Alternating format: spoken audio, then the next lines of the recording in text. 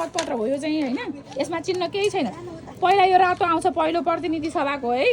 यसमा एउटा मात्र हाल्न पाइन्छ हामीले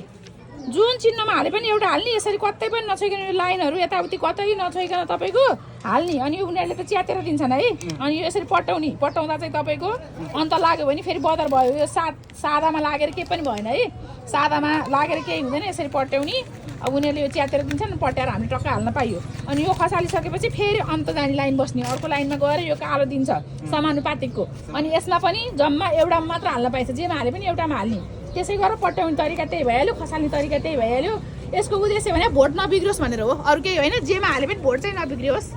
सबैजनाको आउनु गरेको छ बहिनी तपाईँ भोट चाहिँ नबिग्रियोस् भनेर हो जेमा हाले पनि तपाईँहरूले हाल्न पाउनुहुन्छ भोट चाहिँ नबिग्रियोस् बुझ्नुभयो पट्याउँदाखेरि धेरै बिग्रिया छन् कि एउटामा यो समानुपातिकको भयो यो पहिलो हुने प्रतिनिधि सभाको भयो होइन यसमा एउटामा हाल्ने जुन चिन्हमा हाले पनि एउटामा हाल्न पाइयो यसमा जुनमा हाल्ने एउटामा हाल्न पाइयो अहिले पहिलाको जस्तो यो ओडाको जस्तो 2-3 हाल्न पाइएन क्या अहिले चिन्ह छैन यसमा त यो नमुनाको लागि मात्र आएको यो केही छैन यसमा नमुना चाहिँ पाप लगाएपछि त्यो छापको अन्त लाग्नु भएन अन्त लागेर पट्याको हेर्नु न पट्याको तरिका मिलेन गरेर भने यो हुन्छ कि बिग्रिन्छ कि यो खाइसकेमा ठ्याक्कै यहाँ लाग्ने गरेर टक्कै यसरी हाल्ने अब त्यो त अझ ठुलो आउँछ नि त्यो मतपत्र ठुलो हुन्छ